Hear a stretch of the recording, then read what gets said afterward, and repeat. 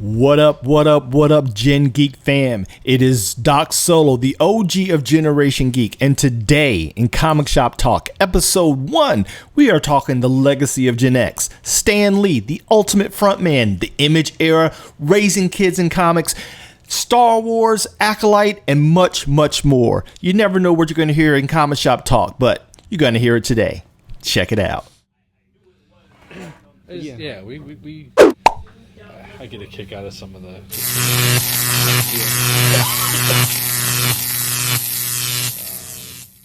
turn of the century, the Idle Hands, Devil's Workshop. Yep. So even if you're on vacation, you have to be doing something. Yeah. It's like we weren't even allowed to relax. Even, No. Well, you got to remember, like you said, the generation got a lot of things right, Generation X, but we got a lot of things wrong. But look who we got it from, though. When we look at our parents and grandparents, right. You got to remember. I mean, we're only generations defined by 20 to 30 years. So, with that being said, our generation, we came on the scene.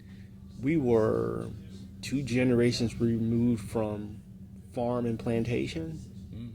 You digging what I'm saying? Yeah. And Right. 3 generations from the Industrial Revolution. You digging what I'm saying? It's like, and so you consider what our parents brought to the table as far as all they knew was grind and work, literally from sun up to sundown. Yeah.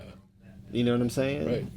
And I was talking to somebody the other day, my cousin, and we were talking about just the disparity in how generations function. Because I told you, I feel like I'm finally getting on my square again. Since my mom's passing. But my hustle and grind, the students and the staff at Ka-Pow, no one saw a deep decline. You know what I mean? Right. Because performance, I think, is relative. But me personally, I said if I had to put a number to it, I was operating maybe at 60% capacity because of emotional, trauma, the whole 9 yards.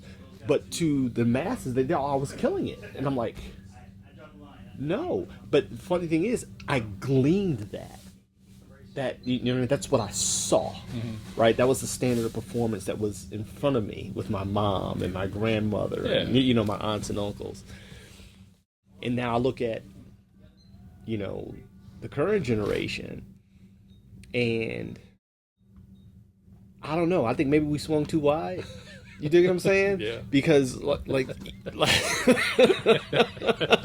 I think we swung too wide left. You know what I mean? Seriously. I think we swung too wide man. left. Good to see you. Take it easy, man. We swung too wide left on some things, and like my kids, I think they're profoundly lazy. But so did my mom. My mom thought that of me. I'm sure your parents thought. Well, I mean, it sounds like your kids are kind of above the. They're above the median, right, for their generation, and that's the thing. It's relative. You know what I mean? When I look, I'm like, y'all call this killing it? Is that what we're doing? Is this what we're talking about here? And I don't knock it. It's just so painfully apparent. But at the same token, like they say, generationally speaking, we were the generation that would quit a job. Our parents wouldn't. Right. They'd stay 30, 40 years in abject misery. Yeah. Right? You know what I mean? For the American dream. Going for that gold watch. Right. We learned how to work, but we weren't afraid to quit. We're like, you know what? Peace out. You know what I mean? Yeah. This generation, though, many of them don't even know how to get started. Seriously. And I'm like, what are you waiting for? But I think we're the parents, though, of that. I think they saw us and didn't want that. Just like when I saw my dad. Yes. Like when I saw my dad. Yes. Wouldn't you agree? I think they saw us and they didn't want that. Yeah. I saw my dad working on the assembly line at Ford. Him, my grandma, that's when him and my parents met. And I said, oh, no, that won't be me. You know what I mean? And hearing the horror stories when he came home every day and, us holding our breath, not knowing what version of him was going to walk through the door. You know, if it was a good day or a bad day because the supervisor, you know, Oh, sure. right? Or whatever. And I immediately said, I don't want that for my life. That will not be me. But I think our kids did the same thing. Like my kid, like if Jay gets up here, you will hear him say, like his walk away is strong. I'm like, bruh. His walk away is strong, man. You know what I'm saying? And I kind of get it. Like he makes some statements. You know, I saw my dad went through. I saw my parents went through. I'm like, what did you see? Yeah, because that's. What's up, Dave? I'm good, man. What memory do you have? What memory do you have? What did we display in front of you? Good to see you, man. Oh, we already Yeah, on. we're already on. We're talking about the generational disparities, man. You know, while we're waiting for Jay to get here, I can say this before he gets here, because you'll see it later. I started at the steel mill, and right The one when I was over a off teenager. Torrance? Well, I wasn't. I was in Dixmoor, Okay. but right down the street from Modern Drop Forge. Okay. If you know that Blue Island area. Yep. Robbins, Yep. Dixmoor, all right Yep. there, and teenager got in there, and I did all the hard work. I worked. Right. It took 5 years to get up to scale. Right. And as soon as I did, like, oh hell no, No. like, this is it. I just hit the top, and I'm looking at the guys that have been there 30 years. Like, No, I will not I'm be out. you. I will not be you. Yep. And I think that is the like when I look at my grandchildren now, I can only wonder what they're observing. Oh, thank you, the Green Lantern. Did you want that cover? I did want that cover. Okay. Did we drop one for him? It should be in his. Okay. I Cool. pulled that was Thank you. one on Yes. mine. I just wanted to make sure. Oh, no, I thought appreciate went it. into his box.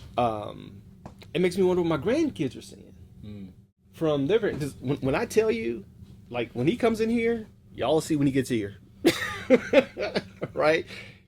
It's kind of like a sub mantra of his. I saw what my daddy went through. I saw it.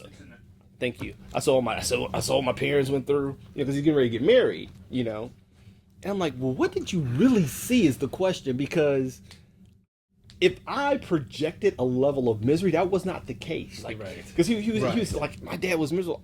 We have been married going on 30 years now. Might as well. You know what I'm saying? We've been married. Take a step back. Yeah, take a Do I step have back. to do the whole Take a thing? step I back. ain't Yeah. woke up yet or nothing. Come on in here, Yeah, Dave. Third shift is a. You is third a shift? lovely, Oh lovely man, God shift. bless you. I did it for my entire police career. I don't get it. normally mind it. It's just 12 hours of it is a lot. It's a lot. So It's a lot. Yeah. You know, but I'm like, and he has used the word miserable, and I'm like,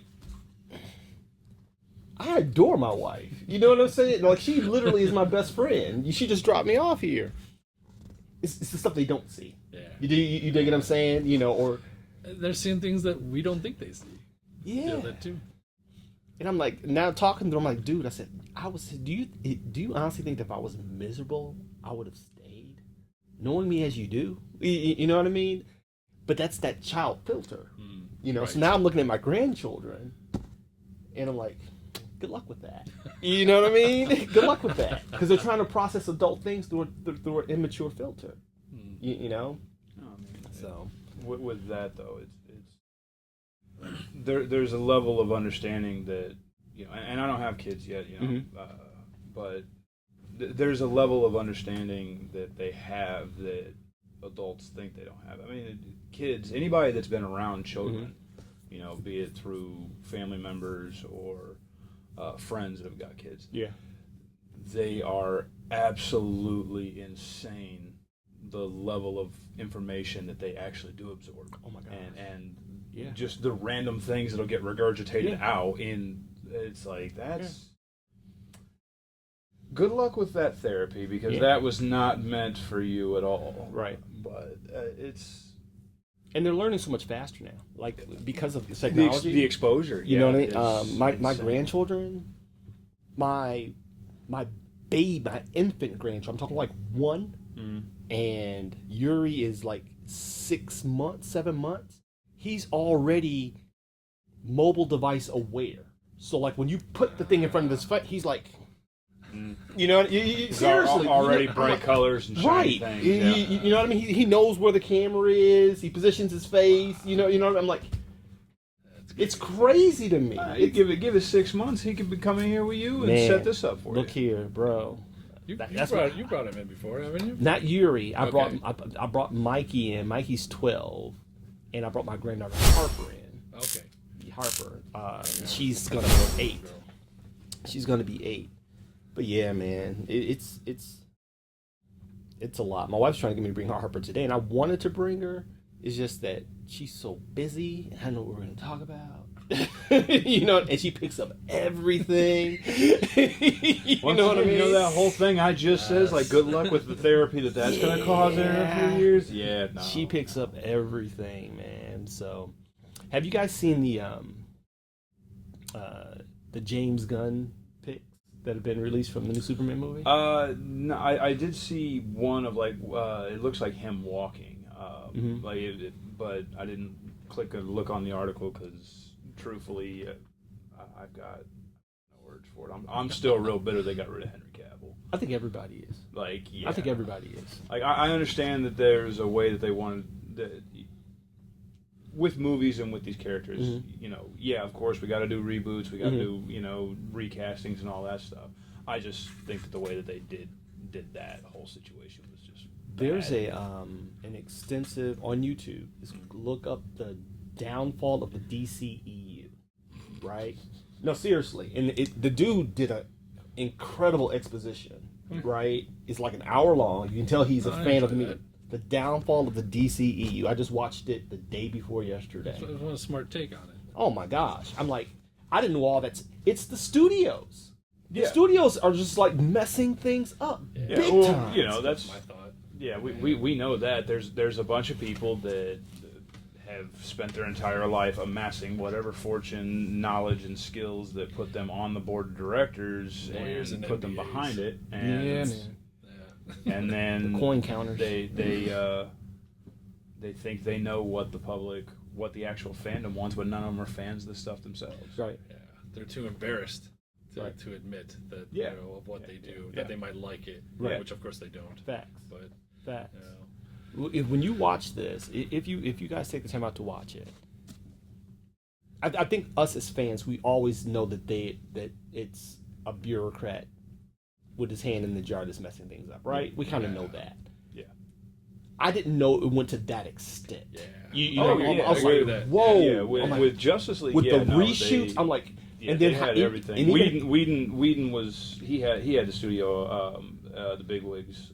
They either had him on speed dial or he had them on speed dial, but he did everything that they wanted, and Well, he was brought in there for that. yeah, which But even how they handle your boy Cavill. yeah, You know what I mean? I'm like, when you see, I'm like, y'all really have screwed the pooch. And then what made it, I guess, added insult to injury is it was a desperate attempt to play catch up with Marvel, right? Yes. And then a few years later, we see Marvel make the same mistakes. It's insane to me. Yeah. You dig what I'm saying? I'm like, you try to catch up to Marvel when Marvel was doing things right. you're trying. Well, Then Marvel goes and Disney makes the same mistakes. well, So they see, have Snyder. that 23, 25 movie, story. Right. That's never been done before. So Right. they did it, and then it was a home run. Yeah. Where do you go from there? And I think Facts. that's the Yeah. very typical. They didn't. They didn't Yeah. put in. It doesn't seem, especially right now with stuff coming out, it doesn't seem like they future-proofed it for generations. Like 25 movies over the course of 15 years. When did Iron Man 1 come out? 08. So Yeah. yeah, almost 20 years of this entire saga, and I would say that they did good introducing Anthony Mackie real early with the Cap movies for Falcon, and then Winter Soldier, and they continued that, but you didn't leave, or introduce anybody that Tony could leave his empire to. You didn't introduce anybody that Hawkeye could. Like, There's no legacy. Well, they Yeah, tried they- introducing that. they in tried real- after which- the fact, right, during It was COVID. retroactively, yeah. But it was like, oh, here's the little boy. Yeah.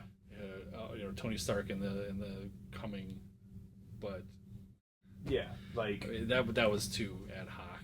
it was way That too wasn't small. thought It was way out. too little. Yeah, and there was no There was no continuation. They got about. It seemed like they got halfway through it, and was gonna do the same thing the studios always do. It's just like, yeah, when it ends, we'll just reboot it and recast everybody and start from scratch again because it's been so long, which is generally what happens.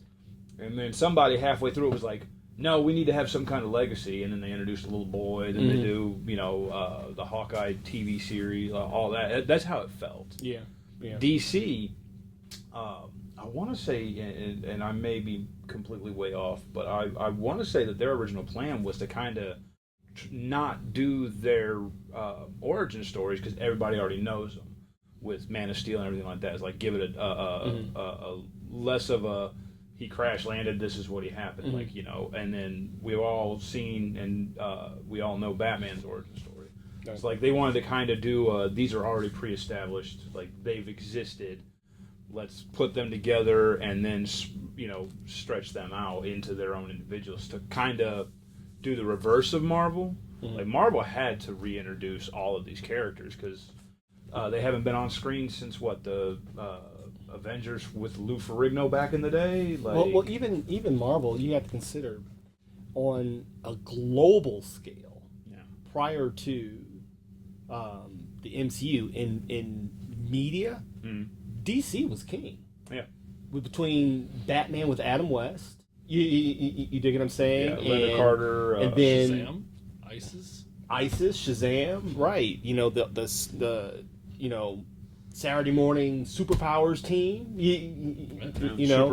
Super Friends. I mean, DC they held it down for the most part. Marvel, even when they came out with Spider-Man and His Amazing Friends and the Hulk Power Hour, remember all of that, right?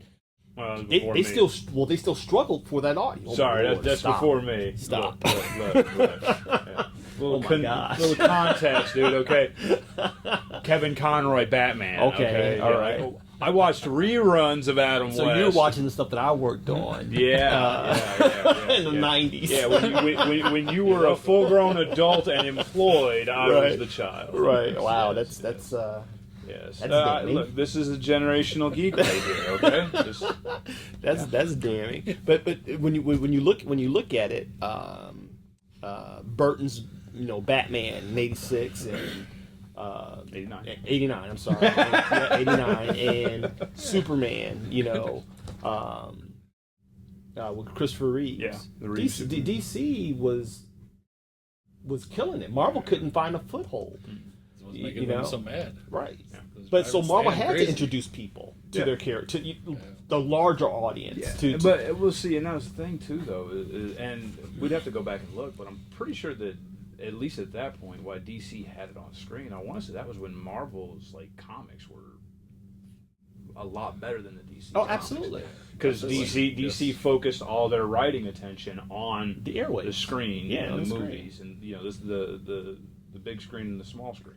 Whereas Marvel really, I think at that point that was because just going back and reading some of the older stuff. But that's to your point. That goes to who owns the company. Yeah, there's a backer. Right. There's always been a sugar daddy. Yeah. For comics, and always. DC's was better at that point. DC had deeper pockets. Yeah. Well, they had also been doing it longer too. Yeah, Facts. They had built it up. Facts. Stan. Who's the name for DC? You think Marvel? You got Stan Lee. That was they didn't have a figurehead. See, DC never had that. They never had that. They didn't have a front man. Julius Schwartz. Yeah, but Schwartz. There was never. Right. There was never anybody that was attributed for the majority of what DC had and what DC did. Right. Everybody knows that Stan wasn't by himself. Right. He had other people. Kirby and all them. But don't ask him that. Well, you can't. Right. But DC never had that figurehead like that. The public eye. They didn't have a charismatic leader. I mean, that's what. Stan kind of was like very charismatic. You ever see Netflix? How to become a dictator or how to? I love those series, right? The Handbook, right? You need a charismatic leader for a cult, for it. And when you look at Stan Lee was Well, Marvel's Charlie Manson. Right, he was their Jim Jones. You know what I mean? Yeah. If you seriously, because Kool-Aid Iron Man likes it. because if you really look at it, historically speaking, the moment Stan launched out and started seeking the microphone, Yeah. we are the current divide between Marvel and DC. Marvel's been winning that fight, Yeah. and it's because of Stan Lee. You know, and I can't believe y'all gonna come at me. I'm not a Stan Lee fan, by and large. Hit me in the comments. I might read them, I might not. Oh, because I read his autobiography, right? Okay. And it was brilliant what he did. It was just how he moved. You know, that was kind of suspect. He was. It was the first. Stan gave comic fans, you know, and this is, you know, even you know, when he first did find the microphone and you know, that he gave comic fans the first like actual And he hit look. college campuses. He Yeah. was brilliant with it. He hit college campuses. He hit the next generation of readers. Well, that's the thing is he Yeah. gave them the first look inside.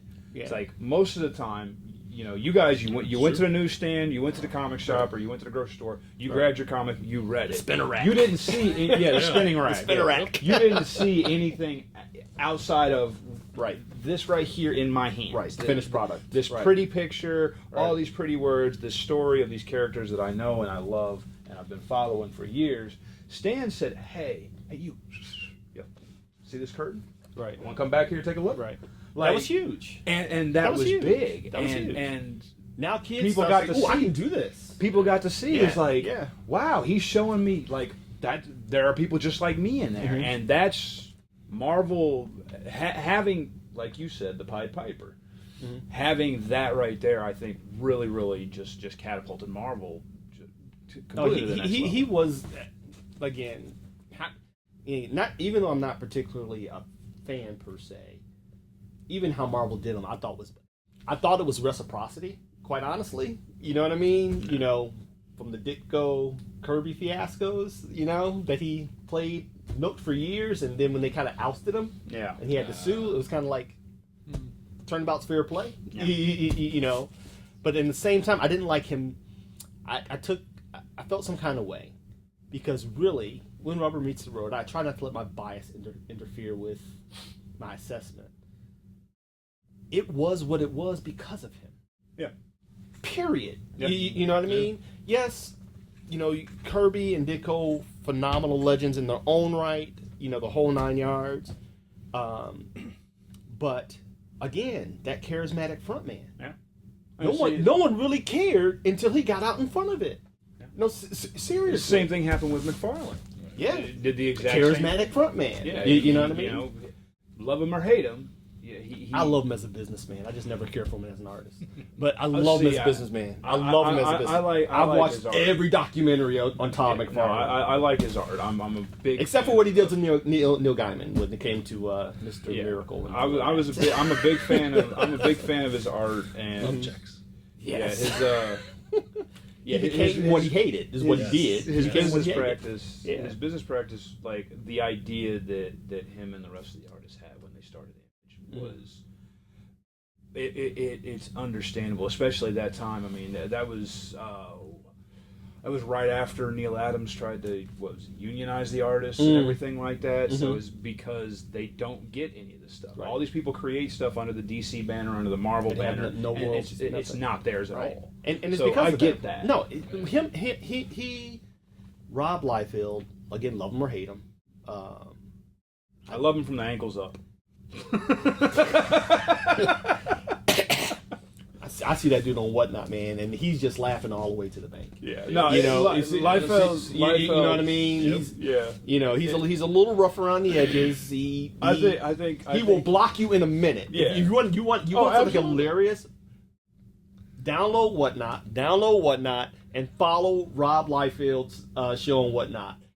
You say anything Oh yeah. that violates his ego, Yeah. you are blocked.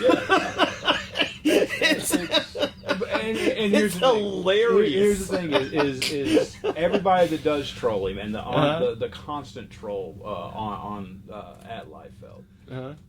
There are two ways to handle that. Either you laugh about it, you take it as stride, be like, yeah, after you've explained. Or you be bitter about it. You block everybody about it. Yeah, it's funny. And here's the thing: is like, love him or hate him, everybody knows the reference. If you are a fan of any type of the art, everybody knows the reference. Absolutely. And whether or not, if Rob watches this, God bless him. Yeah, God bless him. God bless him. It's all in good fun, dude. It's all you guys come back and just know we're recording, so you might get you might be on camera. If you don't mind YouTube, I don't care. we just gotta notify you. Did I turn the light on? No, lights. Well, it's on the on switch, but there's no light. There we go. Boom. There we go. If he watches it, fantastic. But if it's all in good fun. Well, one thing is you got to take it all, and you don't get into any type of public space. No. Be it YouTube, be it comics. If you don't have a thick skin, you might want to start developing one. Yeah. Seriously. Seriously. Even on this channel, man, some of the stuff that's come our way has been like, I told you I got doxxed, bro. You know what I'm saying? Because I dared say something that violated tribal law. Right. And I wasn't even part of the tribe. See, but here's the thing, especially, specifically in the case of Liefeld, is like, what's the thing when somebody says Rob Liefeld? What's the thing you think of? Man, the feet thing. It's always the feet. It's always feet. It's always feet. If that's the only thing they have on you is that you drew a foot goofy looking one day, you know what I think with Liefeld, honestly, I think that was a creative straw breaking a donkey's back situation. Yeah. Because, again, this is just my opinion, but I stand 10 toe down. Comparatively speaking, he was never that strong of an artist. And then when you start doing shortcuts when the foundations are suspect, you dig what I'm saying? Fans kind of really. Once one thing's pointed out, everything gets right. Because when you look, if you look at comics today, right, feet really don't play a huge role in the storytelling. No, you know what I mean. And so it's kind of easier. A lot of times, us as artists, we're not properly measuring the anatomy, and so what gets cut off is going to be the feet, right? Wherever you land in that composition, right? You just try to do a creative, like, put some debris in the foreground or something. But legitimately, though, the only shade that anybody can throw at you or is throwing at you, and it's illegitimate, is the feet. Exactly. It's illegitimate. It's all in good fun. But when you talk about the man making his paper, there's the head issue. It's the head. It's the torso. It's gotten better. He's got a lot of issues, man. He had a lot of issues. But here's the thing: is unless you've specifically gone down that rabbit hole, what is it that everybody brings up? Oh, absolutely, it's the feet. I mean, come on, look at the Deadpool trailer. Right. Liefeld's feet is a whole. Right. The whole. Yeah. It is the Liefeld. Awesome. That's the Liefeld pose. It's a running exactly. joke that all of us who are part of the culture, we get it. Yeah. Just puts a smile on our face. It puts a smile on our face. But by and large, that whole. But here's what a lot of people don't know, and I would invite anybody to do their research. Image was able to do what they did for no other reason. It was timing.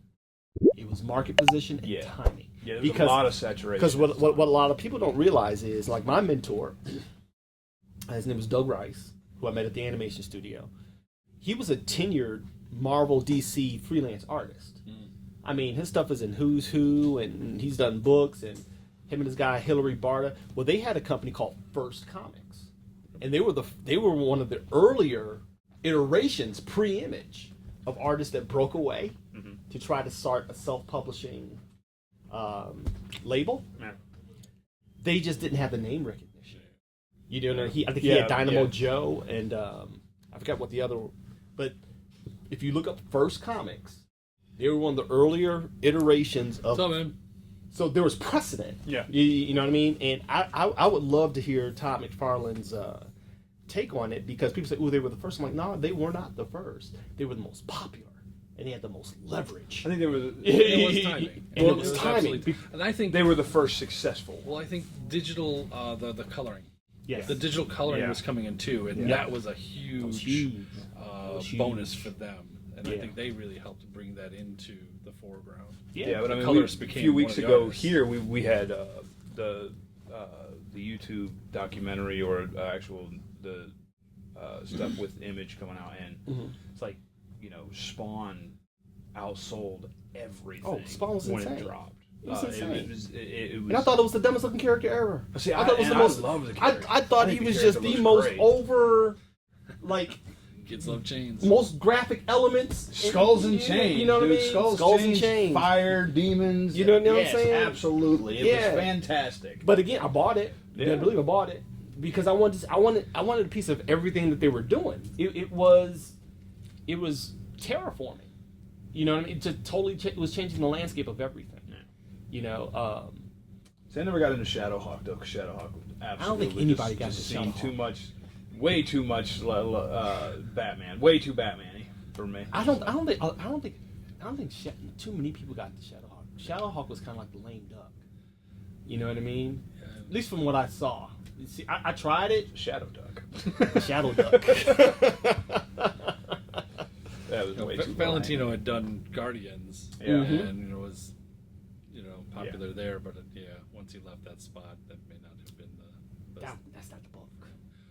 It was his own. It was. I think he want to did- say it was his own creation. It was. Yeah. It Right. was. It was his IP. I mean, and I get it. But they were doing new things, and again, Yes. the timing. We're at the apex of the comics spec bubble. You know what I mean? You're talking about books that were selling. It just pains me when I say in the millions. That's crazy. When we look at, you can speak to that, like comparatively to today. Talk about books selling in the millions. You couldn't keep A on the show. bad selling book then would be a fantastic selling book now. Well, a bad selling book then would probably be what, 200, 300,000. Yeah. That would Right. be breaking. Oh, what a failure! Oh. Yeah.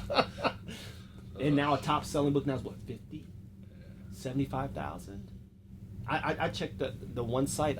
Was the IC? IBCC. Yeah, you know what I mean. And I look at the numbers. I was like, whoa. Seeing the books that top that chart, it's like you look at it as a fan, as an ongoing. It's like, why? Why? And it's because there's online hype around Right. this book or what have you, and scalpers run out and grab them. Yeah.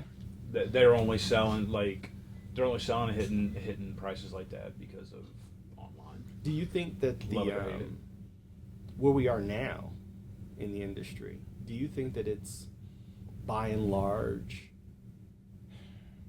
I hate to use this terminology, but do you think the life support still owes a lot to specs that are still? Yeah, there's something to that, I think. Do you think there's something to that? Yeah. I mean, they have their role. I mean, they're bringing money. Yeah. Like I just saw, the reason I asked it is I just saw on Netflix, King of Collectibles, I think it is. Yeah, Golden Touch. Gold- Real good yeah, show. Yeah, really good, man. Yeah. Real good. What's up, man? How's it going, man? And one of his clients, One of the action one. one of the action one, and he already had Detective. Okay, I think Detective. Yeah, he had Yeah. Detective and he won- he had Detective 27 and had Amazing Fantasy 15. Yeah, you gotta And he give said, me an "I action want an one." action one. You can sell these." It's like, Right. I felt some type of way about that. First off, it's like, but yeah, no, he was at what was it? It was New York Comic Con. Yeah. and he was running around trying to grab an action one and ended up getting his hands on one. Mhm. Things like that, absolutely. It helps and hurts, really what it does. Because you got people that don't have any type of love or care for comics at all. Mhm. They're going to scoop up books like that purely because it's at that point now it's bragging rights. There's so few of them, I have them. Right. Which I get.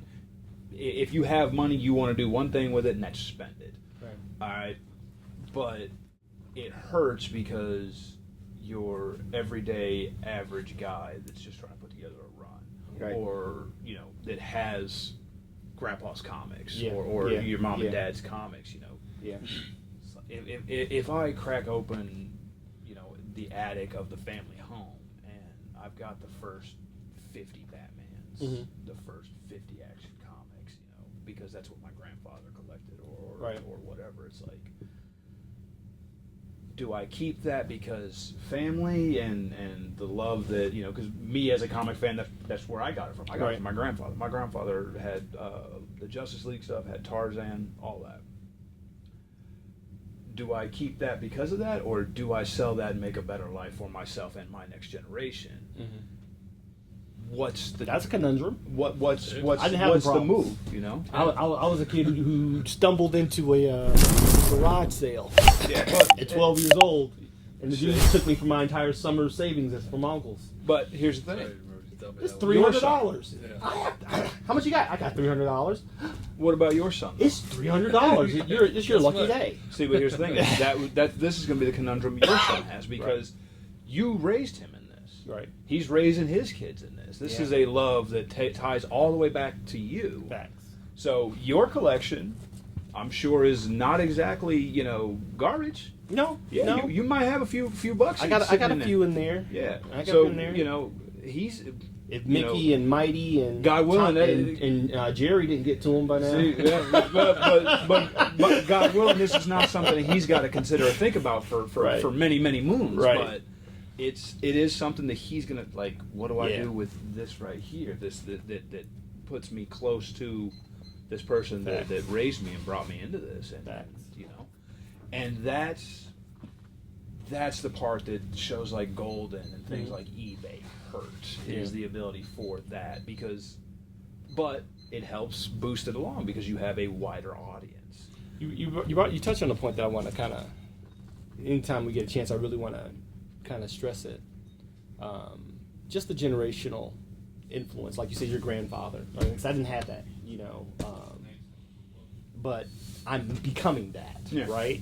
And so, like even with my granddaughter last week, I mean, when I tell you she's my geek girl, and my grandson, if I'm doing something right on the geek front, like my grandson is writing this incredible fan fiction for anime. There you go. You know what I mean? He's like, G-Pa, will you read it for me? He's 12, and he draws at a very high level for his age, and he just did a Spider-Man, and as soon as I knew the pose, it was the Marvel Universe black suit where he's doing like this. You know what I mean? But he did his own spider Sona. And so, as far as inspiring the next generation, I know for me, I can honestly say it's not been intentional. No, it's right. not. It's just me. They're just, my wife and I, when we had our marriage coaching business, I used to always tell newlyweds or parents that weren't where we were as far as being empty nesters, that your kids will always learn more by what they see than whatever you may say. Let's call back to what I said when I first jumped into conversations. They are insane little sponges. You have no idea what they're It's absorbing. what you're walking out in front of them. And so my kids and my grandkids, granted, they got it because of just watching me veg out or at my drafting table, right? So I went and bought, with that being said, I went and bought on Amazon. I saw a YouTube. Got to watch this guy, Matt 4Ts on YouTube.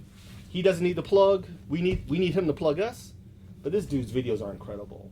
He does these really in-depth explorations into the comic genre. And he's only got, I think, when he had 3 videos up, his stuff is so good. He was already at 100,000. So yeah, with he walked in with a decent following. No, he didn't. No, he didn't have a following at all. No. So he built it off of those 3. Yes, Matt with 4 T's. Okay, check him out, Matt with 4 T's. And hello. Hey, how's it going, man? And so he just recently did one with Sonic, right? What happened with Sonic and how it broke down with Archie Comics. Yeah. And so at the end of his video, when he mentions the volumes, the hardcover volumes released by IDW when Sega gave them when they had the license, I bought them for my granddaughter. Yeah, to inspire her because she likes Sonic and for her to read. Do you think that, because you guys are in here, how often are you seeing that?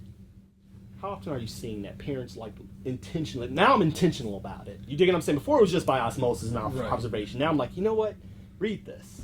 You know, check this out. We've got a handful of customers that do come in and they bring their kids in, and it's awesome. It's awesome to hear the little itty bitty voice say, "Oh, look, Spider-Man," or "Hey, Batman," and you know, It's rare.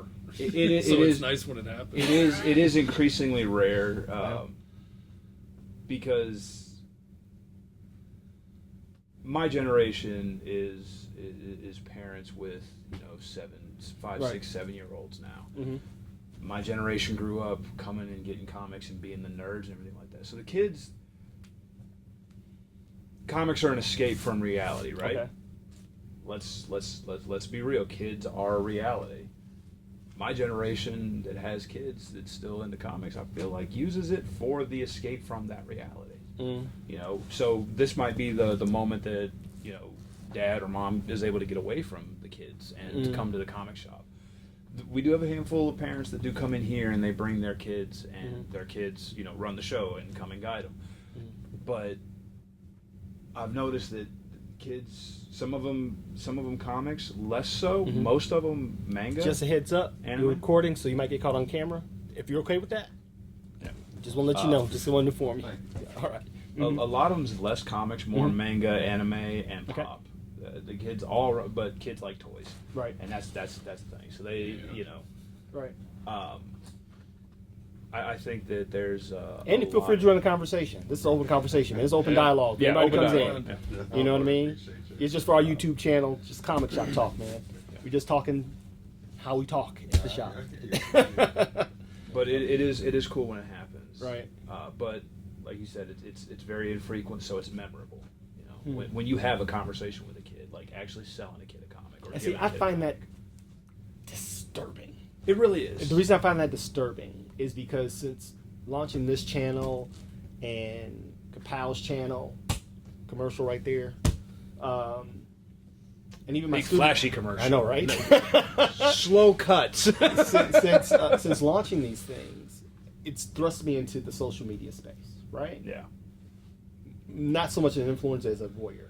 You dig what I'm saying, right? I'm just trying to watch and see what who's doing what in the landscape. Well, look at the literacy level, though, man. It's like kids aren't reading anyways. Yeah, Comics, they're not. That's problematic too. Comics are probably, you know, I Right. had one parent, he was talking, you know, was talking with them about it, and they said that it's like comics is the only way you can get the kid to read. Right. Is like, and so one of the things that cracked me up, actually, if you'll turn right here and reach, go ahead and grab one of these, I'll absolutely plug this. No, that shelf right there. Yep, grab. This Look one? at the title. There it is. Hamlet. Yeah. I mean, this right here is probably like, and I don't like anime. Okay. I'm not a fan of manga or anime. But So this is like the classics. this is the classic, Jane Eyre but done in manga. Yeah, which is wonderful marketing to get Brilliant.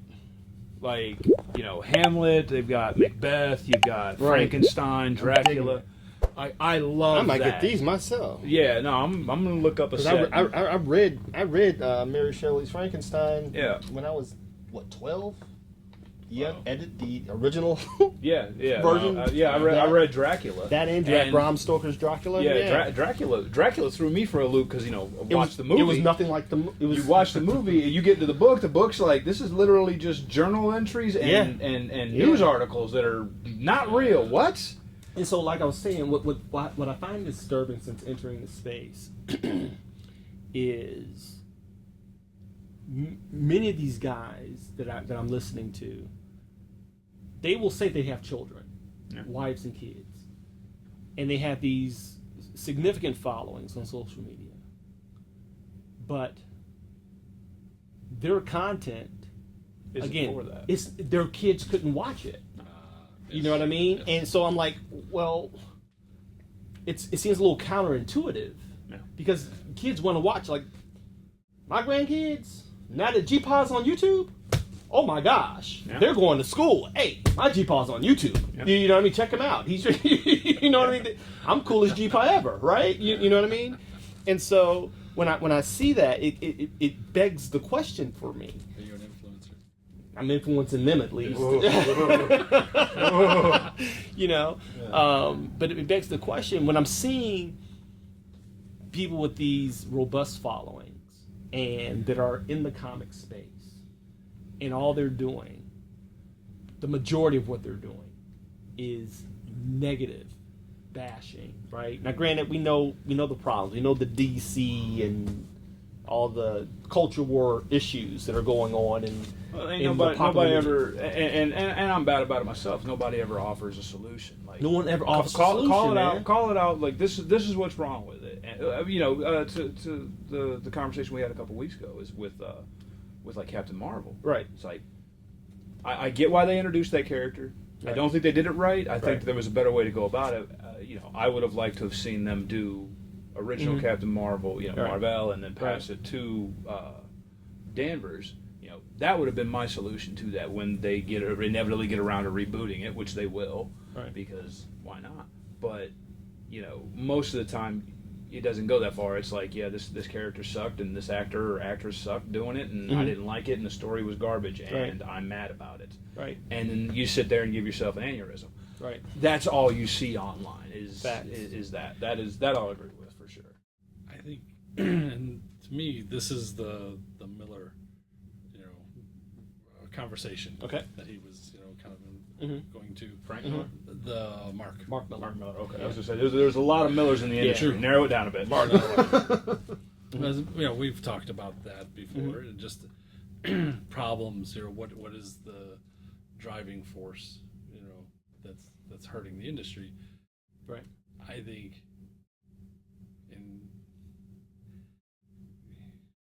trying to be tactful about it.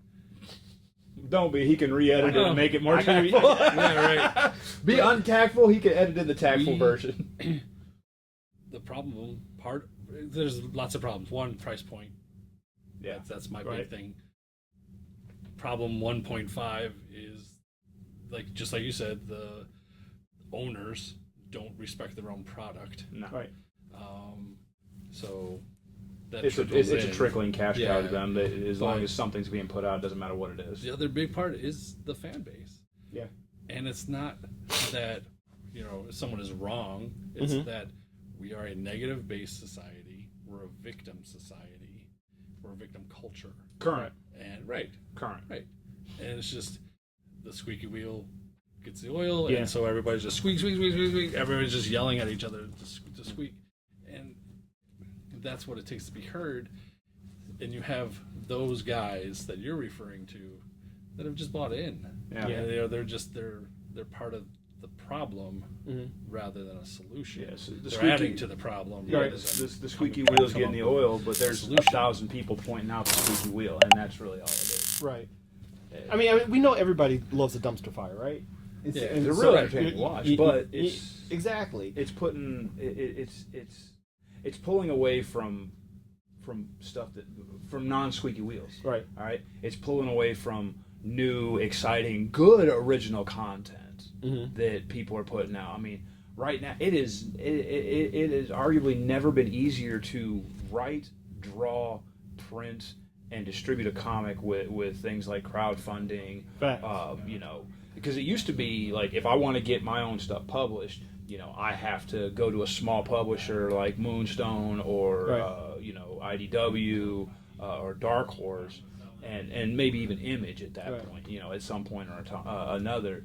But now it's like if I have a big enough following, or put it out there enough, and get people that are interested in the story, they'll back it on Kickstarter. Absolutely. They'll back it on Indiegogo, and then I can get it professionally printed. And they'll get it at $2, $3 an issue with multiple covers. I mean, Jim Lee's son he just did his. He had it backed on Kickstarter and everything. Yeah.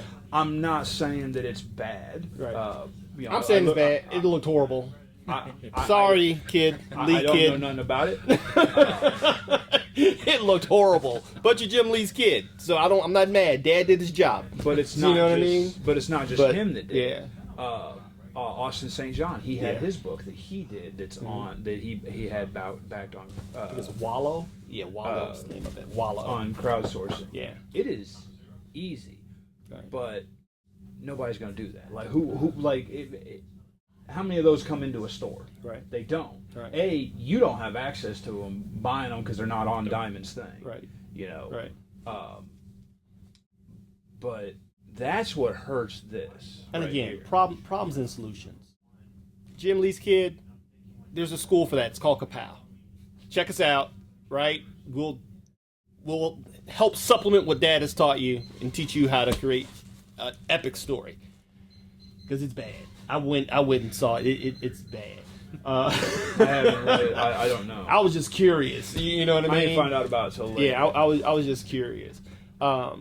Now, I'm not saying that Jim Lee's doing a cover for it. Yeah, he did the cover. Right, exactly. He's doing the cover for it. I mean, he's doing what it, again, he's doing his job as a dad. I never knock a dad for doing his job. Sure. What are you talking about? Bronny and LeBron? LeBron did what he's supposed to do, made room for his kid. Man. You know what I'm saying? Set him up for success. You know. But I'm not even saying that there's not a space for honest critique, right? And assessment. You know, when you see wrong, call out wrong. When you see broken, call out broken. But I also feel there's an obligation, to your point, to offer a solution. Yeah. You know, after almost 30 years in law enforcement, regardless of what people may think of the police, by and large, our job is to solve problems. De-escalate. It's to solve problems. De-escalate the situation. You dig what I'm saying? And you get a lot of stuff thrown at you in a moment. Okay, literally, it's like chaos. You get chaos thrown at you in a moment, and you have to navigate said chaos, right, and come to a solution that is lawful and just in that moment. You dig? And so when I see, and I get it, we're talking about people like us, right? You know, I don't sit on an island. People like us that now have access to mics and attention. You know, today's currency, right? Yeah. Mics and attention. But claim to love this industry, but are not using their platforms and leveraging them to bring solutions to said industry.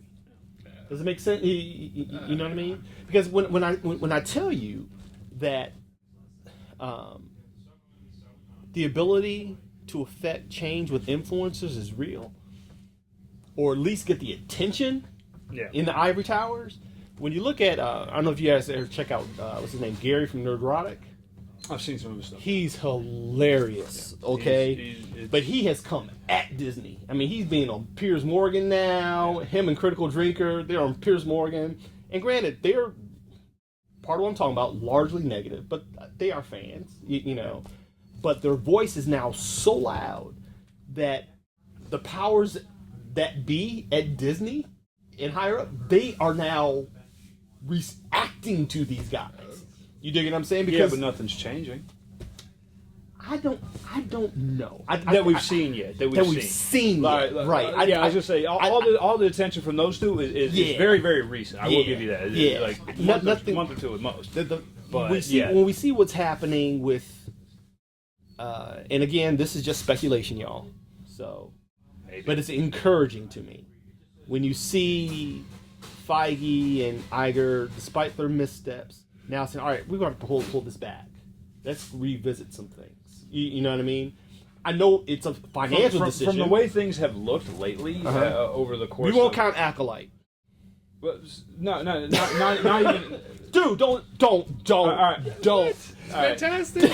Not even it. Are you serious? Yes. All right, Christian, my oldest son, here's one of the tens of tens who likes Acolyte. Yes. I haven't watched it. I couldn't make it past the first episode. It was just that badly written and acted. You know what I mean? Seriously. I liked Obi-Wan. I thought Obi-Wan was good. I liked it. I liked you and the other 14% audience score on Rotten Tomatoes. I liked Obi-Wan. I like a lot of these things. That was tough. I had tough. What, Obi-Wan was tough? No, Boba Fett was tough. Boba Fett was tough. Boba Fett was tough. No. But if you're not watching Acolyte, I absolutely recommend these last couple. I've not heard a bad thing about Ahsoka though, but I haven't watched it.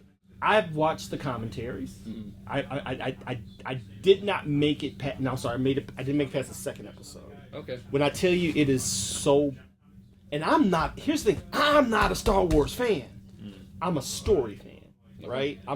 Give me a good story, give me a good protagonist, a good antagonist, and a strong plot, and pretty decent actors. It has none of those.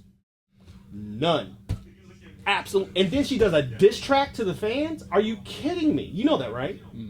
The Yeah, actress, you know that because I've told you. She did a whole diss track. It's on YouTube, a video called Discourse, where she just attacks the fans.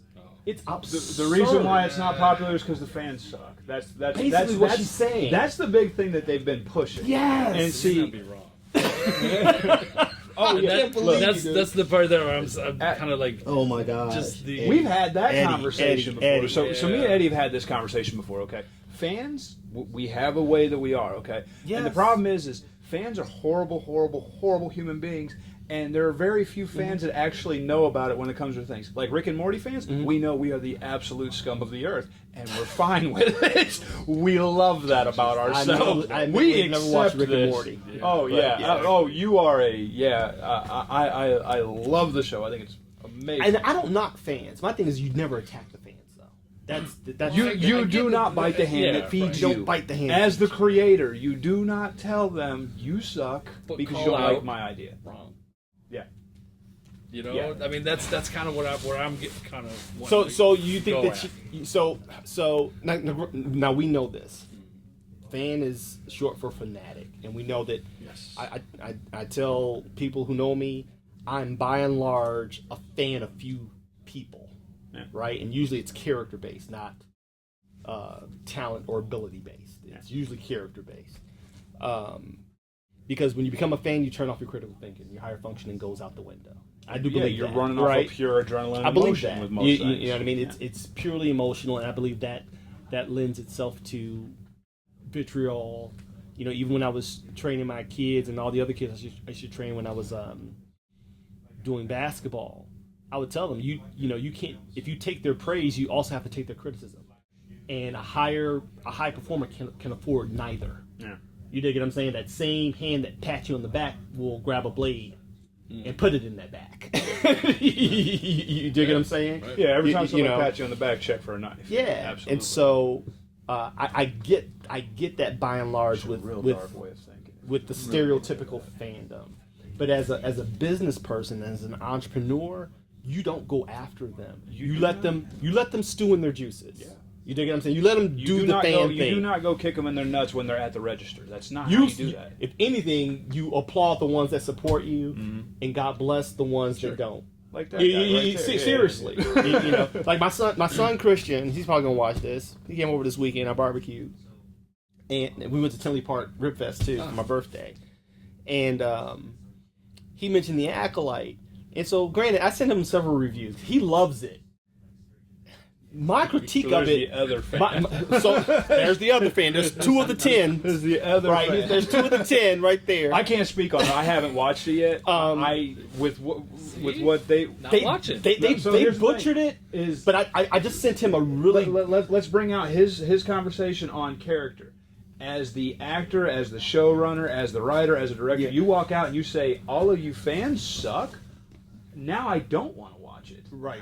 Like, I have no urge. And I know Star Wars fans are diehard. I can hate it without watching it because of the people involved with it. That stuff. I'm watching the show. Watching the show. I heard if I watch the show, I don't know Star Wars canon. I'm just telling you. I heard that it has grotesquely broken canon. Yeah. Well, you know what I mean? I know the girl. She cannot act herself out of a wet paper bag. She's got one facial expression. They brought out 2 characters. They admitted in one of the interviews that they brought in people that don't know anything about Star Wars. And I get that. I understand why you would do that because you want fresh eyes on it. I think the mistake that they made there, and hopefully they have rectified it or are in the process of rectifying it, speaking of coming up with solutions, gatekeeper. Right. Yes. You talked about that last time. You have all your fresh little ideas and things you want, but you need this person right here that says, no. yes, that makes sense. No, that doesn't make sense. That's not how this happens. Exactly. To cross-check. That's what needs to happen with Acolyte. And even with the maybe writing. it'll be as good a show as Eddie believes it is. Well, even with the writing, come on, you have these alien moth things that are attracted by light, but they never come with all these lightsabers dancing around in the woods. Who wrote that? He's got a Who point. wrote that? He's got a point. Is it the lightsabers aren't bright enough? Haven't watched it. I saw that clip and it didn't make any sense to me. They don't like the smell of kyber crystal. That's probably what it is. Kyber crystal makes it go tingly. It comes up. Oh, it comes up. It comes up. They love all the lights except for the ones that cut them in half. Okay. They address that. Do they? They do. Do they? You gotta watch. You gotta keep watching. What I said I was going to do. Okay, all right. What I was going to say that I was going to do. I'm gonna watch it. I'm going to wait for it to finish and I'm going to binge it. Yeah. I'm just going to get all the way through it. Yeah. Like I said, I'm not a Star Wars fan. And that's exactly it. Okay. It's like, do you critique the story when you're on chapter For 1? me, it's all about the story and the actors. It was so bad. You dig what I'm saying? It was Star easy. Wars has always been bad. No, This is true. This is very true. This is true. Look, This is true, but I think there's levels to bad. Like there's bad, and there's just wrong. Right? You know what I mean? I think there's levels to everything. Yeah, that's so fair. Right. That is Schwarzenegger in Terminator 1, bad. Schwarzenegger in Terminator 2, better. Right. Everybody else in Terminator 2, Yeah. fantastic. No 0 to No, Yeah. my point is, Yes. so like even in the stuff that I create for me, I'm always trying to, Michael Jordan when he was playing, right? He said he goes out every night to play for that one person that's heard the myth that's never seen him play. You dig what I'm saying? I believe writers, creators need to approach it from that standpoint. I think if more did, we'd have less bad stuff. Okay? I'm not a Star Wars fan. I probably haven't watched past Empire Strikes Back. You didn't watch episode 1, 2, and 3? Which one was the one with Darth Maul? I just thought he looked cool. One. That's the last one I saw. I'm like, he looks cool. When I saw the with Ray, I'm like, oh my god, I gotta see that dude. Tommy and I were kind of joking about if you have not liked a Star Wars product since 1983, You ain't gonna like any of the are you current a Star Wars fan? Yeah. No. Yeah. You are an original trilogy fan. I- you are yeah. not a Star Wars fan. Right, I'm going to agree with Eddie on that one. If the last time that you've enjoyed Star Wars was the Christmas special, Yeah. See, I've never been a Star Wars fan, right, and admittedly, yes. right? Admittedly. But again, I'm a fan of good, strong story. you're You know what I running mean? you're running into the case of are you It's a the Lord of the bones. Rings trilogy Right. fan, or did you like The Hobbit and Right. Desolation and all those? See, Rings of to me, Power? are the bones good? Like, I'll Yes. consume almost anything Yeah, if the and- bones are good. and that's fair. That's legit. You know. And when I was watching the first two episodes, the first episode, all right, strike one. You think that's how I looked at it? I'm like, okay, yeah, strike one. Got to episode 2. I'm like, okay, strike 2. I don't know if I want to do a strike 3 just yet. You dig what I'm saying? Let me pull back, go do Wait till something it's else, done. wait till it's done, and just straight through it. See, and I was that way with know? I was that way with Mandalorian season 1. I didn't care for it, Mm-hmm. you know, but I don't like the spaghetti western style outside of. And see, I'm a spaghetti western fan. See, And but outside of enjoyed Brooks and Mandalorian. stuff, I didn't care for it. Like that's the only. And I didn't know who any of the characters were. Yeah. I just like spaghetti westerns. See, You know? even the appeal of adorable, you know, little Grogu, little baby Yoda didn't do it for me. Right. It wasn't until season 2 when, and spoilers, you know, for those of you that haven't seen The Mandalorian, there's like 4 of you left out there. Right. You know, when they said that they had brought Mark Hamill and aged Luke down, I was like, okay, let me see what that looks like. I had to force myself through season 1, no, it is literally that thing is like, let me get this over with so I can get to the good stuff that I'm wanting to get to, like the stuff that I know I'm actively looking forward to getting to. Right. And yeah, the second go around, now that I had something to look forward to in the story, yeah, I started to appreciate a little bit more of it with the world building they did and the character building. Okay. I let that happen a little bit more organically. Mm-hmm. It felt, because the first time it was like it just feels forced to me. Right. And I enjoyed the second season, and then got into the third season. I think I got 3 episodes in the third season, mm-hmm. and then just stopped watching it because I was waiting for the next episode to drop. Yeah. It doesn't feel like, to me, these are shows to binge. These episodes that they're dropping, they don't make me look forward to next week. Like I think that's the biggest tell. I can't. It's not like, oh man, the end. It's not Game of Thrones cliffhangers for me. and that was the big thing. So it's gotten to a point now where it's like I'll just wait for the stuff to and then binge it all over the course of was like 4 hours because they're only half-hour long episodes. Or and then when you look at the budget, 180 million. Where'd it go? That was Dune. For the season or for the episode? That's for the season. Each episode cost over $20 million. That's and it was on the set. That's actually not bad. That's horrible. It's horrible, but that's not bad for Disney. Horrible, that's not bad for Disney. Disney has especially for a show that's so so poorly rated by fan score. You know what I mean? That's not a good look.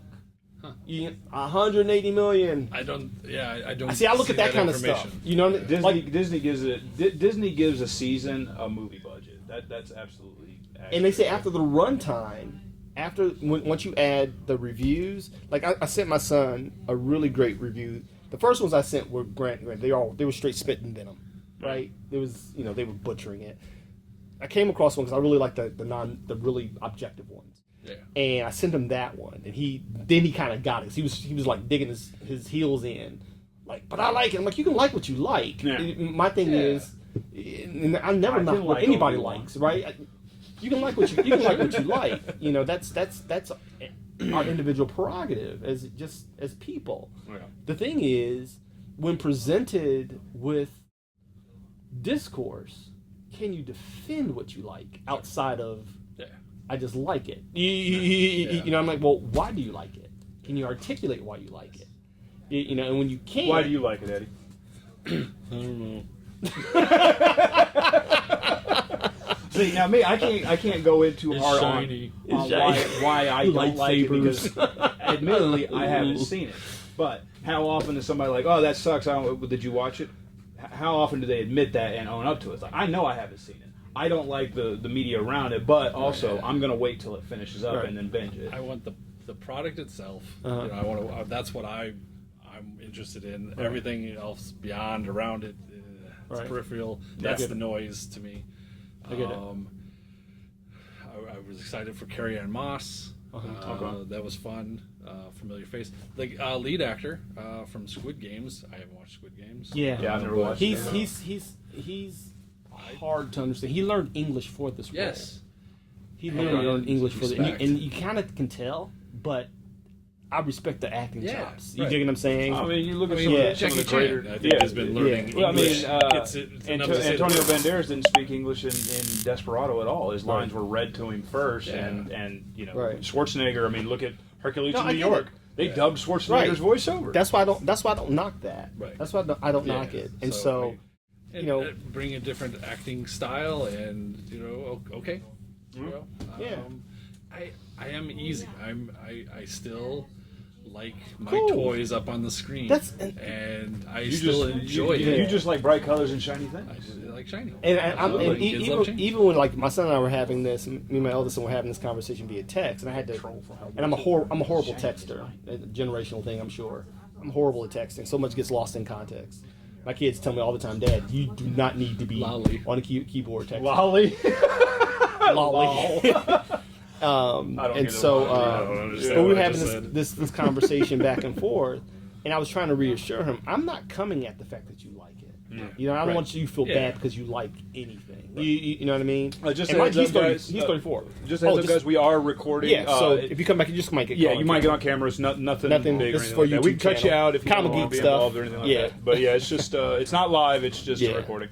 Just a heads up, you know, in case you guys are hiding from anybody. And so I wanted to make sure, and mind you, he works for the mayor. He's 34 years old, so it's not like he's a kid. But I wanted to make sure he understood. I'm still Dad. I'm not beating you up because you like it. My thing is, can you articulate why you like it? Yes. Right? Because when I listen to people that are self-proclaimed fans, and me admittedly not being one. Who's this guy? You dig what I'm saying? It carries a lot of weight with me if I'm going to watch it or not. Like if my non-comic superhero associates say, what did you think of Deadpool? I'm thinking about going to see it. Yeah. I know that my feedback is going to carry a lot of weight with them, whether they make that decision or not. You understand what I'm saying? Deadpool was fantastic, not for children. Right. Well, something like Wolverine Deadpool, not right? For children. It happens every superhero movie. Everyone. My family members hit me up. I go see everyone. And me and Jay go see it we go see everyone that comes out. That's kind of our ritual. I went to the theater to see Madam Web. So did I. So did How'd we. you feel about yourself after that one? I cried. Did you? I laughed. I cried. Cried at your wallet, or? Yeah. See, and that's what sucks too, because like the trailer for Madam Web, I wanted to see that movie because I like the darker aesthetic. I wanted to see that.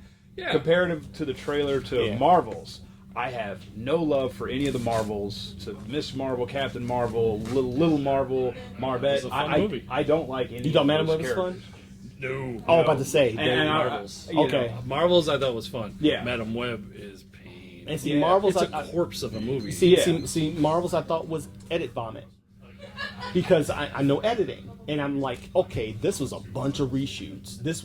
It was so disjointed. And they were trying to piece together, stitch together a comprehensive thought from disparate thoughts. And it felt like it. Yeah. You could tell. It was very... Yeah. And then... That was on Inception, and it wasn't until I saw the reviews and then saw how it was made. I'm like, that's exactly what they did. Yeah. Because that's how it felt when I was watching See, it. I think that's Madam Web. See, the issue with Madam Web is stop making Spider-Man things that don't have Spider-Man in it. You had one success. Like, Venom is not Venom without the white They spider, had bro. one success, and it was sorry. Venom. And it was the first Venom. The second one left a lot to be desired. I liked Woody Harrelson. I thought him as Carnage was fantastic casting.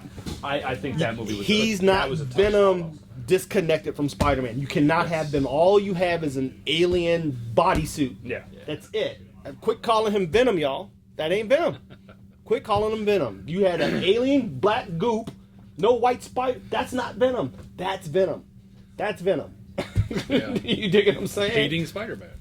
Or missing and lamenting. Yeah. Right. You know, and that's a driving force of the character. Yes. No. That's the motivation. Look, if James Gunn can come out and say, "Oh, hey, all those really awesome things that we've got over here on the side that was really successful, the Batman, Joker, that's Elseworlds. If they can do that, then we can have a non-Venom Venom movie." Okay. All right. So before we wrap this up, let's talk about James Gunn. That's how we open. I think he has really put himself between a rock and a hard place. I really do, with what you just said. Okay? Because the entire DCEU was not garbage, right? It was not garbage. And I think it was a little pretentious to get rid of all of it. You dig what I'm saying? And think that you can do that much better, especially on the heels of the failures. You understand what I'm saying? You would think it would be easier to have successes post a failure, but when you've had strings of failures with intermittent, like the first Wonder Woman was phenomenal, right? I don't care what anybody says. The first one was incredible. The first one was great, right? It's a period piece. Kind of easy.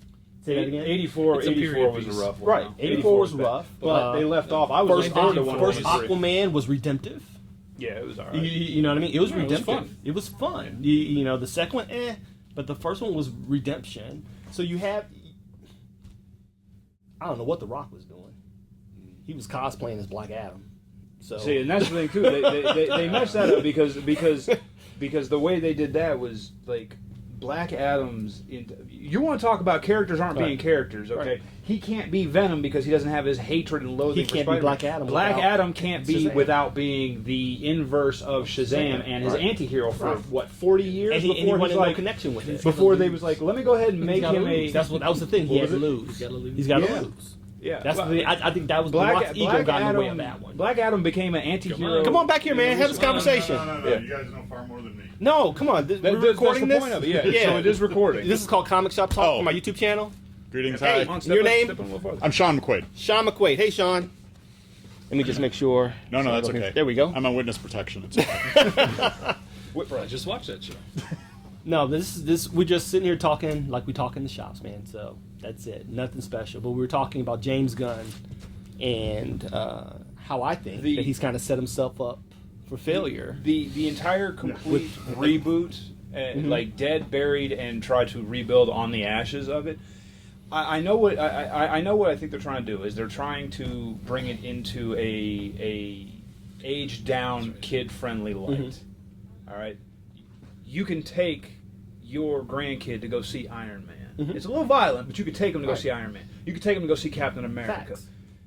You're less likely to take them to see the movie where whatever that was supposed to be that was calling itself Doomsday stabs Superman. Like, it does not. The Snyderverse was hard. The Snyderverse was adult. It was dark. So bad. Yes. It was a very. I enjoyed the Snyderverse, but I like that darker aesthetic. But I'm also a warped and twisted individual. I didn't like the reimagining. I don't Especially agree with this vision. Not everybody does. Okay, you didn't agree with his vision. Get that? I like where he was going with I don't agree with. I like where he was Kevin going Kennedy's, with it with Darkseid. Vision of that Star-Lord. was interesting to me. You know what I mean? And bringing in the Martian Manhunter, that was interesting to me. I would like to have seen more of that. I think. But that what he did with Dawn of Justice, Lex Luthor, that was not Lex Luthor.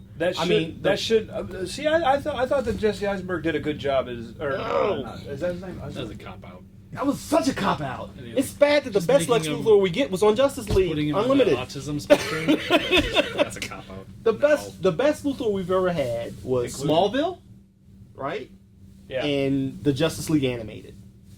Those were Lex Luthor, right? Gene Hackman, I'm sorry, no. Yeah, but Gene Hackman. I know that's my generation, y'all. But Gene Come on. Hackman And was. what about Kevin Spacey? Come on. Actually, truthfully, the only good can thing we about mention Superman Kevin Spacey Returns without was getting Kevin demonetized? Spacey. Sorry. After that HBO thing, can we mention Kevin Spacey? You two don't demonetize us for mentioning Yeah. Kevin Spacey. Ixnay on the AC Spade. All right, back to the James Gunn photos that leaked. That started this whole conversation. I don't want to hate Jay. Hey, He has arrived. You missed the entirety of the conversation. I know, lack of communication. How was it like a communication? I told you what time I was gonna be here. I did. You said I might be around this I said time. between or that 1 time. and 1:30. That is. I said between 1 and 1:30. Okay, so I said your mom's gonna drop me off. No. Here's the thing. I don't know about y'all's thing. What I do know is I asked him, Right. and he told me Solo said sometime around 1. Exactly. I told you the same thing. You said. I said we're going to lunch. Now I'm twice I said, removed. That was it. No. You said I'm gonna try It's to go what to you lunch. heard versus what I said. Now, because you were laying down and you said you were about to take a nap, I will give you that. But I told you that your mom was gonna have to drop me off. You have to pick me up.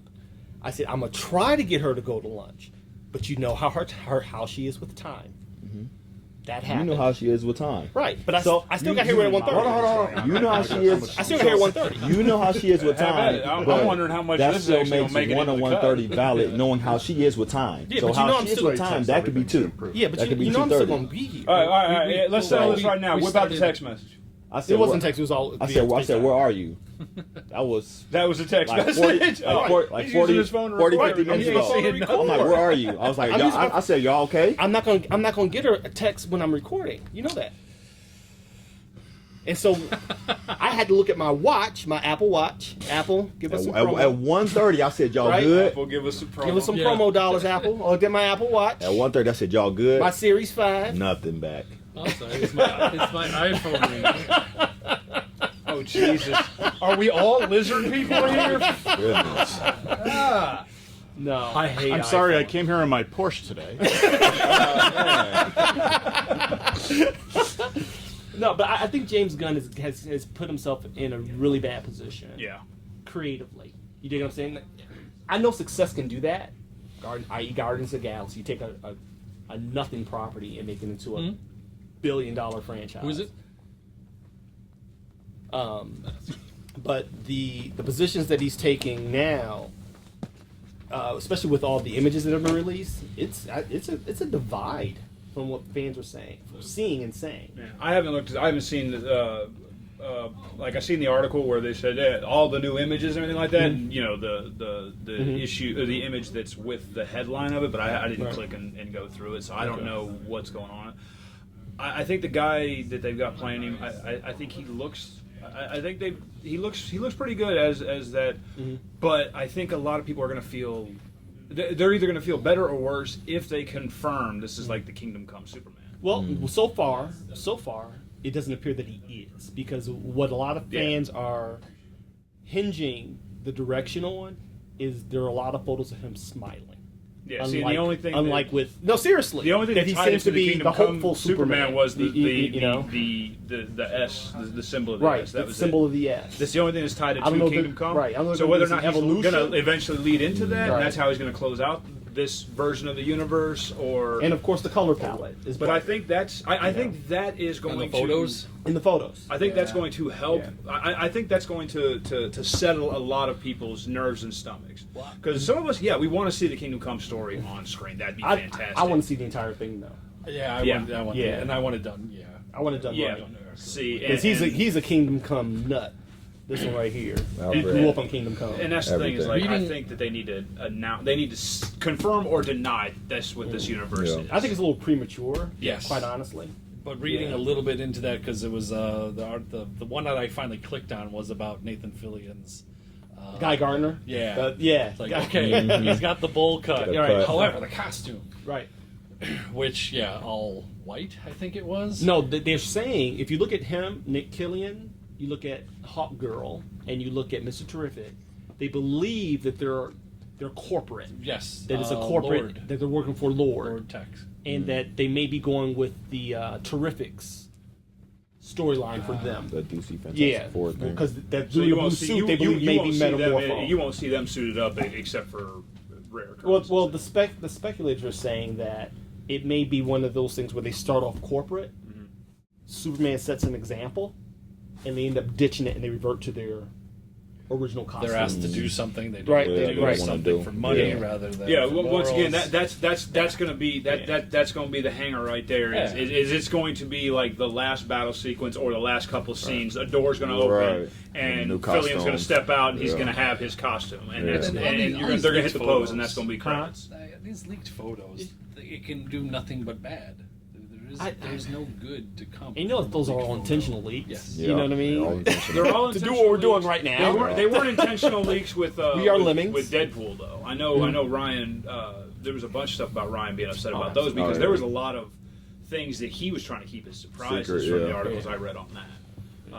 Because there's a lot of callbacks. You know, I had heard that just all types of rumors of basically everybody except Wesley Snipes was popping in for a cameo type of Yeah, thing. You know, yeah. maybe even Wesley Snipes.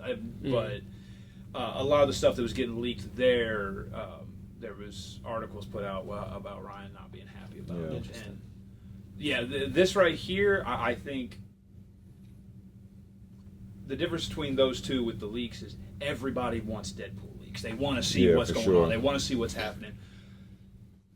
They're trying to generate buzz about this Superman because none of us, once again, a lot of the fandom loved Henry Cavill as Superman and Yeah. have a massive, massive issue, and they want things to. They're trying to get attention. It feels like. What are your Yeah. thoughts on that?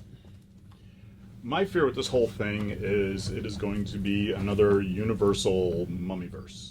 Oh, that was horrible. They have tried to do the Dark Universe. I was so excited about that. They have tried to though. do the Dark I Universe love since the monsters, original man. Mummy. Yeah. They've been trying to do the Such Dark potential. Universe and That was redo so their horrible. stuff for That was so years. bad. It's going to be so built up for the first one, it's going to crash and burn, or at least not be at the potential that they were expecting, and it's going to just wither away.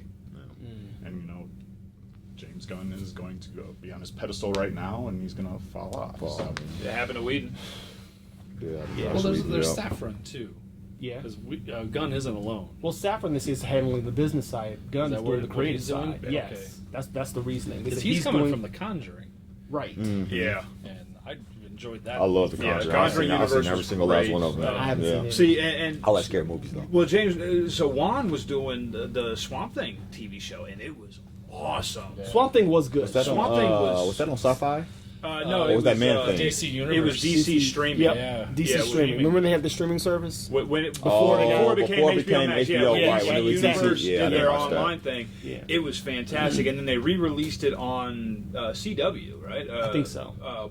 When I because think so. it No, didn't make it Sci-Fi to had season Man 2. thing. Yeah, And Sci-Fi it was had- it was so it was great, but it was James Wan, Yeah.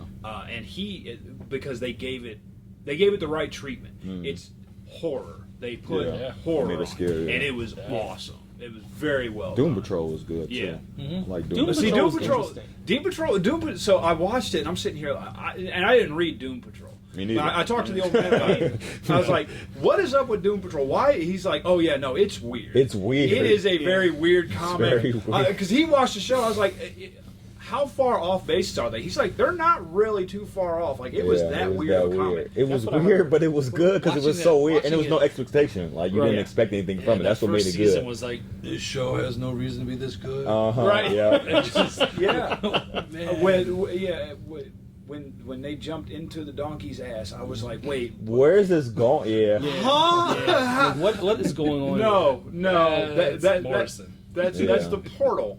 What? No. I think Yeah. people have by and large lost a lot of faith overall. Do you think in- how much of that do you think has to do with saturation, though? 'Cause, I I don't- mean, let's admit, Marvel saturated I the don't. market with superheroes. They did, but I personally, and if you guys watching this, leave it in the comments. I don't believe superhero fatigue is a thing. I think bad movie fatigue is a thing. Yeah. You know, and especially, I believe, and this is just my take. Superheroes, and Marvel has shown this, has literally become its own genre, right? You have horror, you have action, right? You have sci-fi.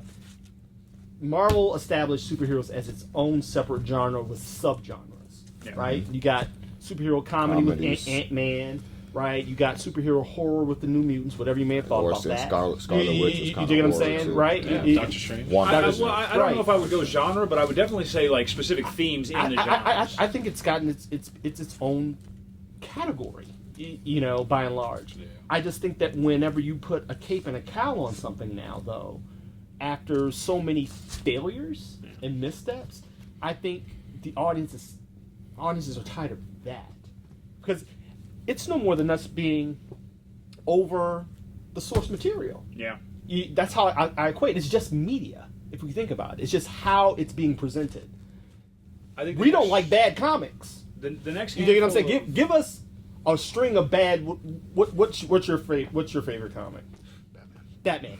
Give you a 12-issue run of bad. They are right Batman now. story. They absolutely are right Well, now. there we go. Right? But you're gonna get tired of it, and you're gonna be looking for something else. No, we won't. We'll still No, read I'm a Batman. Cubs fan.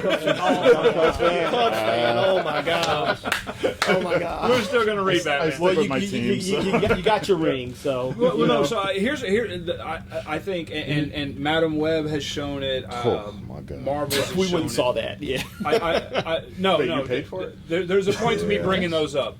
Is We were going to do a review on it, and we changed our mind. It was so bad. So just so y'all know, we actually have a Madam. Did we do the review? No, we never did it. We never did it. We were going to do a review. We walked out and it was so frustrating. So like, here's you know, the we're thing: not is gonna you add didn't to- do the we're not review gonna because add you to don't the- need views to go down. Yeah. So the same thing's going to happen with all of them, especially with all these movies, you know, getting out of theater and then within 3 or 4 months they're on a streaming service. Most of these movies, the next handful of movies, and it's going to continue for a while, they are going to do absolutely terrible. Deadpool is absolutely the exception because that's the only comic Deadpool's movie gonna kill it. for the last decade that's got any I'm calling real out $1 buzz. billion worldwide on Deadpool Wolverine. I give that day one numbers like Billion if it- worldwide If opening it doesn't weekend. hit $1 billion, if it doesn't hit It's gonna- $1 billion, it's gonna it's be because over there's not half a enough billion. seats Yeah, showing. in Yeah, the movie. seriously. What it is people are not going to waste their money to go to the theater. They're going to wait for the streaming service, and then they're going to decide whether or not it was a good or a bad movie. You're going to have your handful of folks that go out and catch every movie in theaters. You know, you got certain people that do that, and you're going to have your, all the folks who, make their living critiquing and talking about the stuff. They're going to go catch it in theaters. Right. Outside of that, though, judgment on most of these movies, the next wave of Marvel or DC movies, is not going to be happening until it hits streaming services. Because I'm already paying a monthly fee to watch the stuff when it drops. That's where I'm going to watch it. Well, I think that's. Give me your thoughts on this, because I know he came up in it. I'm thinking that's why they have pushed the major pause button on Blade. Seriously. I'm not following the behind the scenes, but yeah, that's No, just they like hell, are scrapped. They have scrapped the They scrapped the entire They thing. scrapped the Yeah? entire It's thing. over? Entire thing, Mahershala was yeah. talking about walking away. Walking away, it's been bad. You dig what I'm saying? He was talking about walking They away got from rid it. of Dane Whitman, who was the guy who's supposed to be the Black Knight. He had to go. They recasting for him. It's been completely bad. I think Yeah, but it's because they keep Blade the, supposed to be part of that whole Eternals thing. that Yeah. and Kang thing and all that. I mean, I'm not sure. Nobody that- knows. No one knows. if it was part of that, I could see why it was all crap. Well, no. Originally, what happened with Mahershala was he was the fourth lead in his own Yeah, they movie, was trying to, like, preceded by three females. Right, there's like Yeah. 3 female They were leads or going. something like They that. put 3 females that had more screen time than him Yeah. and more lines than him, and he was the fourth lead in his self-titled movie. Yeah. And he was like, "What are we doing here?" And so I think, and apparently sources have said there's been a huge disconnect that Marvel Disney's trying to correct between the powers that be and actual creative. There's been a disconnect. Are they trying to correct it, That's, though? that's, Because- that's what they because said. once again, what I'm only we've going by what's seen being said. says That's the why, exact and opposite. Feige stepped in, and they said Feige never steps in. Yeah. Feige stepped in when Mahershala was talking about walking away, and Feige was like, "Scrap it all. You know, we're going to go back to the drawing board. Whoever, they're not approving the scripts. They're not making it up that high. It's just like make this, make this, make this, make this, and then when it's released, we'll look at the numbers." And so apparently, there's been this huge disconnect between the actual production side and the Well, the bosses way, like, that they're trying to put Feige back in. You know, apparently he and removed like I said, himself. things you like know. things like this that come out online and articles and everything like that. I love Blade. I loved Wesley Snipes' Blade. I was genuinely upset because originally rumors was talking about like Wesley Snipes had been talking to Disney, Marvel about doing Old Man Blade. And I was like, yes, let's do this. And then it got announced that he was recasted. Well, they even said that he was probably going to be in it. Probably doing a multiversal thing. They're trying to get Wesley in it, or either have him come back. But this was years ago. This was Right. when they first announced. I'll do that. Announced the recasting. This was a while ago, and I was excited for all that because I love Blade. It's the same thing. It's all this press, everything going on with the redos and the recastings and the unhappiness and whatever's being shoved from on high down the mountainside is going to I'm not going to go spend money to see this in theaters. I'm going to wait till streaming service. Because I'm not going to waste my time and money to do I think with certain movies, you have to remember, Blade is another one of those unicorns, kind of like Deadpool. Yeah. Blade launched the superhero movie genre, literally. Like, if you haven't checked out the book MCU, it's about this thick. They have a timeline. Yeah. MCU officially started with Blade. Yep. Right? It was after its success because it was a toss away because Wesley wanted Black Panther. Yeah. That's what he wanted with his. I think his production company was called Amun Ra, Right. and so he wanted Black Panther. Marvel's trying to dig itself out, you know what I mean, and trying to establish itself as a movie production company. They're like, nah, we'll give you Blade, you know, and Which I think they sold for $25,000. which was pure, which was a cash cow. Yeah, the first Blade did Right. very well. And the second one did well too. It was that third one that they Trinity. Yeah, that Trinity. The second one was good. Man, that was I one of the think best Blade fight 1 scenes. made $100 million, and Yes. Marvel got like 3. Yes, Because so it was the something deal like was that. so bad It was that they such a wrote. bad deal. Yeah. But they realized what they had. But Yeah. Marvel was sinking at that point, so Yeah. Stan was trying to sell off everything he could. So what I think Marvel is now with Blade is they're trying to revisit that old magic. Yeah. Seriously, and because they need it, right? You know, why else do you put a heavy hitter like Mahershala Ali? You dig what I'm saying? It's like they're See, I liked banking him. on I liked this. him as Cottonmouth at Luke Cage. I Oh, thought yeah. I thought He that was- He was good on He was good. Luke He was Cage. good. in Luke Cage. He wasn't Luke Cage. I can't want to He's a discount him great as an actor. actor. That's the only thing I've seen that Yeah. I can readily call him out in. I know he was in that other movie. He was in the Green Book. where he was a Yeah. piano player. I think Green it was. Book. Green Book. Yeah, He was. I heard that excellent. was fantastic. That was I haven't seen it, fantastic. but True Detective. Yeah, Yeah. True Detective. Yep, He's good. He's yeah, legit. I got- definitely liked him. he as has Cottonmouth. range Like he for was sure. a He's got believable, range. like So like Biggie Smalls Yeah. type of gangster. I love. So what I think, what I'm speculating is they don't want to lose him because they know he's going to get butts in seats. They have to make the script right.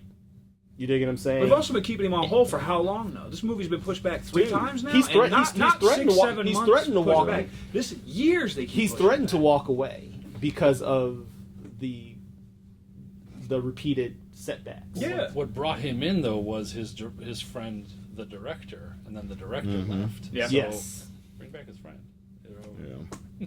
So they're trying to make it right because nothing else has Yeah. come through the Correct grapevine. me if I'm wrong too, but wasn't the director like a fan of Blade? We can't have a fan of Blade actually run the show. What's wrong with heaven you? forbid. No, What's that's going not on? allowed. Right. Heaven forbid. How dare you? So with that being said, I'm pretty sure there's, as of this, it is what, July 10th? We got 16 days into Deadpool Wolverine. So 26. I believe I'm away. I'm not catching that first weekend. It's we going got to to get be. there. I don't even think you can get tickets. Opening Yeah. night, man. Yeah, absolutely. We got to get there first weekend. Nah, I'm not. Got to trying get there every Try. Opening night. They go like he and I. We do every opening night together. Yeah, at a no, superhero I'm movie. gonna wait till that. I'm gonna catch that middle of the week when it's hopefully a little calmer. Man.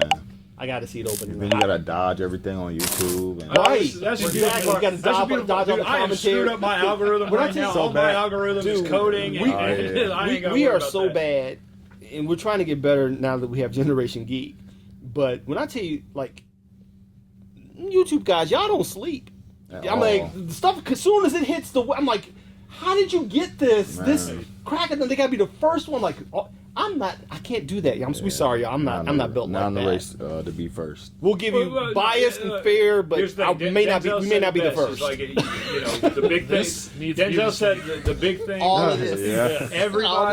Everybody's in such a rush to say it first. Yeah. Right. Nobody's in a rush to say it correctly. Yeah, to be So, correct. Yep. You know, Everybody wanna heads be up we to want Denzel to, and we for want, that and we want to say it right. You know, we want to say it right. So, with that being said, this has been episode 1 of Comic Shop Talk. Official one, right? Official number Official 1. one. First one was 0. Triple zero was because it wasn't supposed to be posted. But you guys have been, So good. you guys have left some remarkable comments, and if this inspires you, please leave something in the comments. I commented on it. Visit your local comic shop, people. I absolutely commented on the video. Yeah.